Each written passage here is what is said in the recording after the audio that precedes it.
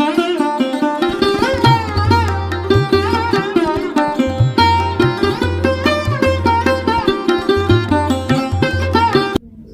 میں پروگرام کو آگے نظر بڑھاتا ہوں اور عزیزہ ابی رضیہ ممبر پرائم منسٹر یوتھ کونسل سے ملتمس ہوں کہ وہ آئیں اور سائمہ طول کی شخصیت اور ان کی شاعری پر اظہار خیال کریں.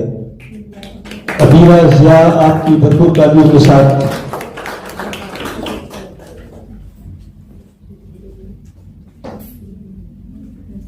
بسم اللہ الرحمن الرحیم. معزز مہمان گرامی، محترم حاضرین اور میرے عزیز نوجوان ساتھیوں، السلام علیکم. آج کی یہ شام میرے دل کے بہت قریب ہے. یہ محفل صرف الفاظ کی نہیں، دلوں کی روشنی کی محفل ہے.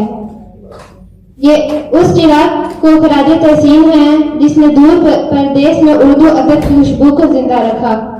محترمہ سائمہ کنور صاحبہ، آپ نے ایک قلم سے لفظوں کو احساس دیا، جذبات کو زبان دی اور ادبی محبت کو دیار غیر میں بھی یوں ہی پروان چڑھایا جیسے مٹی اپنی خوشبو کو سنبھال کر رکھتی ہے. میری طرف سے آپ کو محبت، احترام اور ڈھیروں دعائیں. دل سے نکلا ایک شعر بھی آپ کی نظر، دل سے نکلا ایک شعر بھی آپ کی نظر، لفظ اس کے خوشبو کی طرح دل میں اتر جائیں، لفظ اس کے خوشبو کی طرح دل میں اتر جائیں. کیا کہیے سائمہ کنور کی بات ہے، بات ہی کچھ اور ہے. ہمارے محترم قونصل جنرل آف پاکستان جناب شفاعت احمد کلیم خٹک صاحب کا تہہ دل سے شکریہ کہ آپ نے اپنی شرکت سے ہمیں عزت بخشی.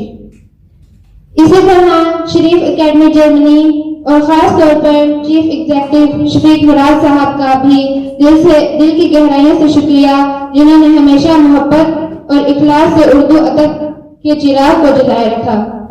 دعا ہے کہ اللہ تعالیٰ سائمہ کنور صاحبہ کو سلامت رکھے، ان کے قلم کو طاقت دے اور ہمیں ان جیسے ادبی چراغوں کی روشنی نصیب ہو. شکریہ.